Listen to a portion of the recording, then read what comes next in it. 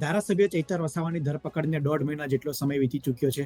અગાઉ નર્મદા સેશન્સ કોર્ટમાં તેમને જામીન ન મળતા હાઈકોર્ટમાં જામીન અરજી અંગે અરજી કરી હતી, પરંતુ હાઈકોર્ટમાંથી પણ હજી સુધી ચૈતર વસાવાને એ જામીન મળ્યા નથી અને આગામી 28 ઓગસ્ટે આ અંગે સુનાવણી હાથ ધરનાર છે. ત્યારે નર્મદામાં અત્યારે શું માહોલ છે, ચૈતર વસાવાના સમર્થકો અને સ્થાનિકો શું કહી રહ્યા છે અને શું માને છે, તે અંગે ચર્ચા કરવા માટે અમારી સાથે નર્મદાના સંવાદદાતા નરેન્દ્ર પેપરવાલા જોડાયા છે.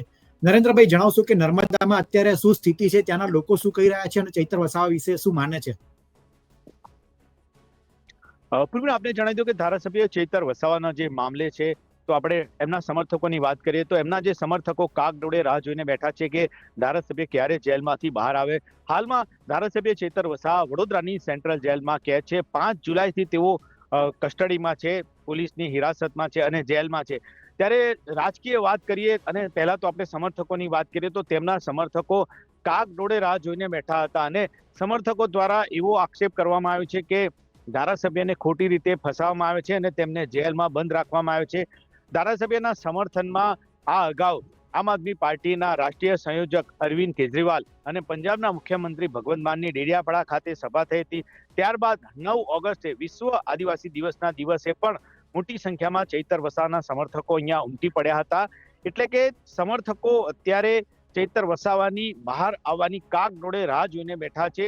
ત્યારે બીજી તરફ કહી શકાય કે ધારાસભ્ય ચૈતર વસાવા હાલમાં જેલમાં હોવાના કારણે આમ આદમી પાર્ટી જે છે નર્મદા જિલ્લામાં ધીરે ધીરે ઢીલી પડતી હોય એવું અત્યારે દેખાય છે. કારણ કે ચૈતર વસાવાની આગેવાનીમાં અનેક કાર્યક્રમો થતા હતા અને તેઓ અનેક મુદ્દે બોલતા હતા, પરંતુ તેઓ જેલમાં હોવાના કારણે તેમનું કોઈ ખાસ પ્રતિનિધિત્વ જિલ્લામાં નથી. કારણ કે ધારાસભ્ય એકલા જ આમ આદમી પાર્ટીના પ્રતિનિધિ અહીંયા ચૂંટાયેલા છે.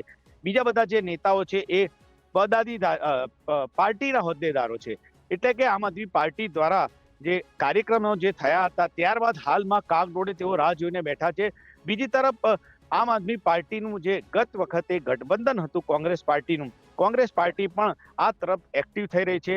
થોડા દિવસ પહેલા જ વાંસદાના ધારાસભ્ય અનંત પટેલ અહીંયા રેલી કરીને ગયા હતા. એટલે કે ચૈતર વસાવાની ગેરહાજરીમાં કોંગ્રેસ પણ અત્યારે એક્ટિવ છે. એટલે કે આગામી દિવસોમાં કોંગ્રેસ અને આમ આદમી પાર્ટીનું ગઠબંધન સ્પષ્ટપણે નહીં થાય તે દેખાઈ રહ્યું છે. નરેન્દ્રભાઈ, રાજકીય સ્થિતિની વાત કરીએ તો ચૈતર વસાવા ઘણા લાંબા સમયથી અને ત્યાં એક એવા વ્યક્તિ છે જે સતત લોકો વચ્ચે રહે છે. પોલીસ સાથે ઘર્ષણ થતું હોય, લોકોના મુદ્દા તેઓ ઉપાડતા હોય તેવા દ્રશ્યો સામે આવતા હોય છે. તો ભાજપ, કોંગ્રેસ અને આમ આદમી પાર્ટીના જે અત્યારે કાર્યકરો છે, નેતાઓ છે, તે લોકો આ ધરપકડને કઈ રીતના જોઈ રહ્યા છે? તે લોકો શું કહી રહ્યા છે? કારણ કે તમારી ત્યાં લોકો સાથે વાત થતી હશે. મેં જે આ બાબતે આમ આદમી પાર્ટીના નેતાઓ સાથે વાત કરી, સમર્થકો સાથે વાત કરી, તો તેઓનું કહેવું છે કે ધારાસભ્યને ખોટી રીતે ફસાવવામાં આવ્યા છે. જે સામાન્ય કેસ હતો, એટલે કે જે કાચનો ગ્લાસ છે એ મારવા બાબતનો જે કેસ હતો, એટલે કે તેમના બચાવ પક્ષે તેઓ બોલી રહ્યા છે કે એવો કોઈ કેસ ન હતો કે જેમાં ધારાસભ્ય સામે આવી રીતે હત્યાના પ્રયાસની કલમ દાખલ કરીને તેમની સામે આવો ગંભીર ગુનો જે સેશન કોર્ટમાં ચાલી રહ્યો છે તે ગુનો દાખલ કરવામાં આવે. બીજી તરફ ભારતીય જનતા પાર્ટીના નેતાઓ સાથે મારી વાતચીત થઈ હતી. તેઓએ કહ્યું હતું કે આમાં કોઈ સરકાર સામેલ નથી, આ તો એક તાલુકા પંચાયતના પ્રમુખનો સાથે થયેલી ઘટના છે. અને ભાજપના દરેક નેતાઓ કહી રહ્યા છે કે જે ફરિયાદી છે, એટલે કે જે સંજય વસાવા છે, એ પણ આદિવાસી સમાજના છે. સાથે સાથે ધારાસભ્ય ચૈતર વસાવાએ જેમને અપશબ્દો બોલ્યા હતા તે પણ આદિવાસી છે, ચંપાબેન, એવું ભાજપના નેતાઓનું કહેવું છે. અને ભાજપના નેતાઓ સ્પષ્ટપણે એવું માને છે અને એવું કહે છે કે આની પાછળ સરકાર કે ભાજપ કોઈનો હાથ નથી. માત્ર જે ઘટના બની છે અને ઘટનાની ફરિયાદ થઈને ફરિયાદના આધારે જે કાનૂની કાર્યવાહી થઈ રહી છે. એટલે કે આ ભાજપના નેતાઓ આ રીતે કહી રહ્યા છે. બીજી તરફ મેં કોંગ્રેસના નેતાઓ સાથે વાત કરી હતી, અનંત પટેલ સાથે વાત કરી હતી. તો અનંત પટેલે કહ્યું હતું કે ચૈતર વસાવા ભલે આમ આદમી પાર્ટીના હોય, પરંતુ જે પ્રશ્નો તેઓ ઉઠાવે છે એ આદિવાસી સમાજના માટે છે અને એમના જે પ્રશ્નો હોય છે તેને અમારું સમર્થન હોય છે. અને તેમને જે આ કેસ બાબતે કોઈ ખાસ વાત કરી ન હતી અને તેમનું કહેવું હતું કે આગામી દિવસોમાં જો હું કઈ બોલું અથવા તો અમારા જે પ્રમુખ છે જિલ્લાના કોંગ્રેસના પ્રમુખ રણજીત તડવી કઈ બોલશે તો તેમને પણ પોલીસ ધરપકડ કરી લેશે, એવું અનંત પટેલે મારી મુલાકાત આપણી સાથે કરી હતી તેમાં જણાવ્યું હતું. એટલે કે દરેક નેતાઓ કહી રહ્યા છે, પોતપોતાની રીતે રાજકીય વાત કરી રહ્યા છે. સાથે સાથે સમર્થકો ધારાસભ્ય ચૈતર વસાવાની તરફેણમાં વાત કરી રહ્યા છે. પરંતુ કહી શકાય કે 5 જુલાઈથી ધારાસભ્ય ચૈતર વસાવા જે જેલમાં છે, જેના કારણે નર્મદા જિલ્લામાં આમ આદમી પાર્ટી જે પહેલા જે એક્ટિવ દેખાતી હતી એટલી એક્ટિવ ઓછી દેખાય છે. કારણ કે જિલ્લા પ્રમુખથી લઈને અન્ય હોદ્દેદારો છે, તેમની પાસે કોઈ એવા મહત્વના હોદ્દા નથી, ચૂંટાયેલા સભ્ય નથી કે જે સરકારી તંત્ર સામે કોઈ મજબૂતાઈથી પોતાનો પક્ષ રાખી શકે. એટલે કે હાલમાં એવું કહી શકાય કે નર્મદા જિલ્લાની અંદર આગામી સ્થાનિક સ્વરાજની ચૂંટણીઓ આવશે, ત્યારે નર્મદા જિલ્લામાં ભારતીય જનતા પાર્ટીની સાથે સાથે આમ આદમી પાર્ટી તો ચૂંટણી લડશે, પરંતુ કોંગ્રેસ પણ મજબૂતાઈથી લડશે તેની તૈયારી કોંગ્રેસે કરી દીધી છે. સાથે સાથે બીટીપી પણ જે છોટુભાઈ વસાવાની પાર્ટી છે તે પણ એક્ટિવ છે. એટલે કે 4 પાર્ટીઓ નર્મદા જિલ્લામાં ચૂંટણી લડશે સ્થાનિક સ્વરાજની તેવું દેખાઈ રહ્યું છે. સંજય વસાવા જે ભાજપના નેતા છે અને ફરિયાદી છે, તે વચ્ચે ઢીલા પડતા એવું લાગી રહ્યું હતું, કારણ કે તેમણે સમાધાનની ઓફર કરી હતી કે ચૈતર વસાવા જો મહિલાની માફી માંગી લે જાહેરમાં તો હું કેસ પાછો ખેંચવા તૈયાર છું. પરંતુ તેમના પત્નીઓએ આ ઓફરને ઠુકરાવી દીધી હતી અને કહ્યું હતું કે ભાજપ હવે નબળું પડ્યું છે, એટલે હવે સમાધાનની વાતો કરી રહ્યું છે, પણ અમે કોઈ સમાધાન કરવાના મૂડમાં નથી. હવે જે નક્કી કરશે કોર્ટ નક્કી કરશે. એટલે કે તો અત્યારે સંજય વસાવાનું વલણ કેવું છે, અને જ્યારે આપણે મનસુખ વસાવા સાથે પણ વાત કરીએ ત્યારે મનસુખ વસાવા પણ એમ કહેતા હોય છે કે ચૈતર વસાવા એક સારા વ્યક્તિ છે, લોકોના મુદ્દા ઉઠાવતા હોય છે. પરંતુ બાદમાં તેમને પૂછવામાં આવે તો કહે છે કે આમ આદમી પાર્ટીના જે નેતાઓ છે તે જ તેમને ફસાવે છે, અને ચૈતર વસાવા એ કોઈનું સાંભળતા નથી અને તેમની વાતોમાં આવી જાય છે, તેના કારણે તે ફસાય છે. બાકી આદિવાસી નેતાની વાત કરીએ તો એ બરોબર નેતા છે. તો અત્યારે મતલબ ભાજપની અંદર શું ચાલી રહ્યું છે કે ચૈતર વસાવાને બરાબર ફિટ કરી દેવાના મૂડમાં છે કે હવે આમ ચૈતર વસાવાને લઈને, કારણ કે આદિવાસી નેતા હોય એટલે સામાન્ય રીતના વિસ્તારમાં તો તેઓ પ્રખ્યાત હોય જ અને લોકો ચાહના હોય તેમની, તો તેની સામે સંજય વસાવા અને મનસુખ વસાવાનું અત્યારે વલણ કઈ રીતનું છે? ખાસ કરીને જો પૂર્વીન આપને જે જણાવું કે ચૈતર વસાવાના મામલે રાજકીય પ્રતિક્રિયા તો આવતી રહે છે, પરંતુ કેટલાક આદિવાસી સંગઠનો છે તેઓ સમાધાન માટે પ્રયાસ કરતા હતા, અને એના જ કારણે એક મોટા આદિવાસી સંગઠનના નેતાએ જિલ્લા કલેક્ટરને પત્ર પણ લખ્યો હતો. સાથે સાથે તેઓએ સંજય વસાવાને પણ કહ્યું હતું કે 2 આદિવાસી સમાજના નેતાઓ જો લડાતા રહેશે, આવી રીતે અંદર ને અંદર વિખવાદ રહે તો આદિવાસી સમાજને નુકસાન થતું હોય છે. ત્યારે આ બધાની વચ્ચે સંજય વસાવાએ એવી શરત મૂકી હતી કે તેઓ ચૈતર વસાવા જે છે એ માત્ર ચંપાબેન જે છે તાલુકા પંચાયતના પ્રમુખ સાગબારાના, તેમની જાહેરમાં માફી માંગી લે, અને તેમને શરત એવી મૂકી હતી કે ડેડિયાપાડા ખાતે બિરસા મુંડા ચોક છે ત્યાં આવીને ચૈતર વસાવા માફી માંગી લે તો તેઓ કેસ પાછો ખેંચવા તૈયાર છે. આવી તેમને ખુલ્લી ઓફર મૂકી હતી. પરંતુ આ ઓફરની સામે ચૈતર વસાવા છે અને તેમના પત્ની છે, તેમના દ્વારા સ્પષ્ટ કહેવામાં આવ્યું હતું કે આજે જે તેઓ કહે છે કે માફી માંગવાની વાત, તો તેમણે કહ્યું કે અમે માફી કદી માંગવાના નથી, કારણ કે તેમને કહ્યું છે કે આવી કોઈ ઘટના બની નથી.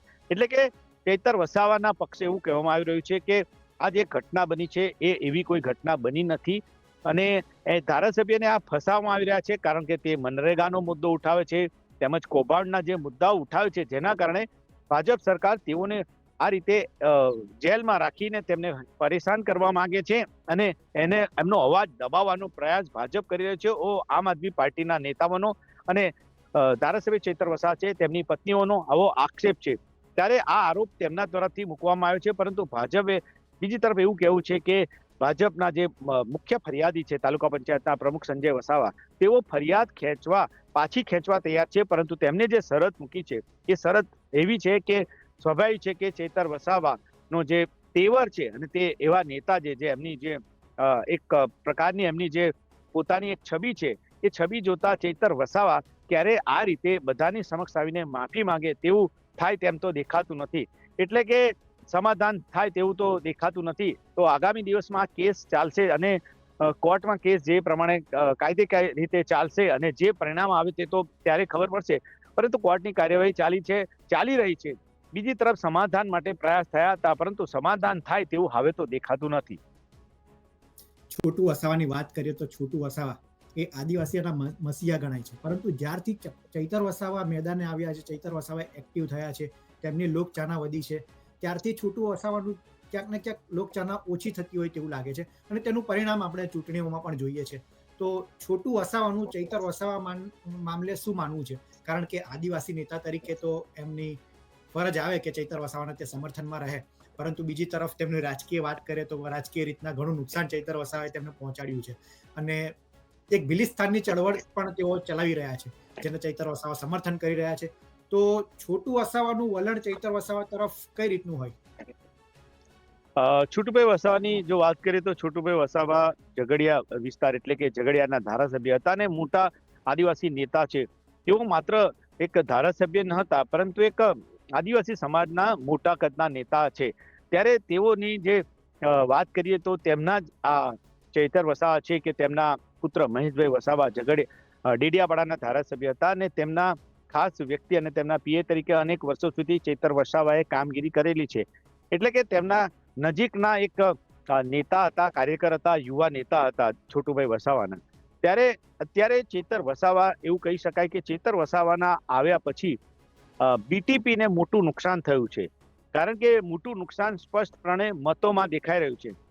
કારણ કે વિધાનસભાની ચૂંટણી હોય તો વિધાનસભાની ચૂંટણીમાં ભારતીય જનતા પાર્ટીના ધારાસભ્ય ઝઘડિયામાંથી તો જીત્યા, પરંતુ ડેડિયાપાડામાંથી ચૈતર વસાવાની જીત થઈ. એટલે કે ભૂતકાળની અંદર ઝઘડિયા અને ડેડિયાપાડાની સીટો બીટીપી પાસે રહેતી હતી.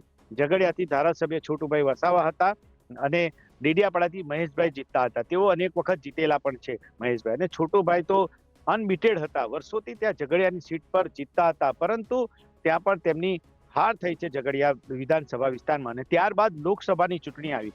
તો લોકસભાની ચૂંટણીમાં આ વખતે મનસુખભાઈ વસાવાની સામે ઇન્ડિયા ગઠબંધનના ઉમેદવાર ચૈતર વસાવા હતા.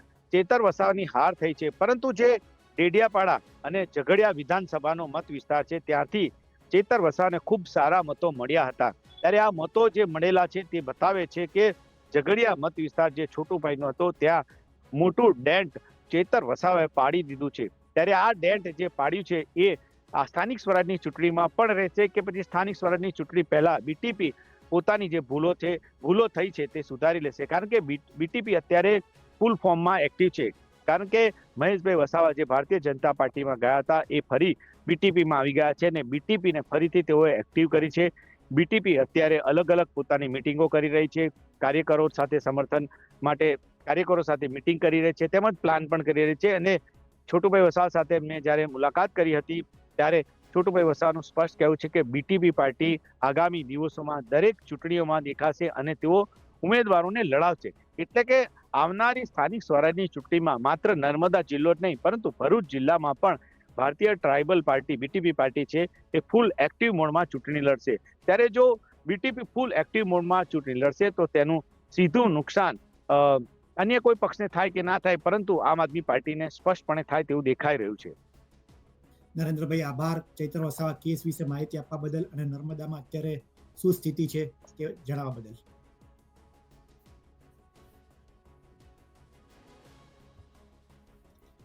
તો ચૈતર વસાવાને લઈને અત્યારે તો નર્મદામાં લોકો રાહ જોઈ રહ્યા છે કે તેમના લોક લાડીલા અને ચાહક, કારણ કે તેમનો ચાહક વર્ગ ખૂબ મોટો છે, તે જેલમાંથી ક્યારે છૂટે અને વિસ્તારમાં આવે તેની અત્યારે તો બસ લોકો રાહ જોઈ રહ્યા છે.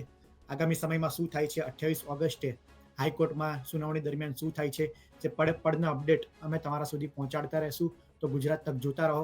ધન્યવાદ.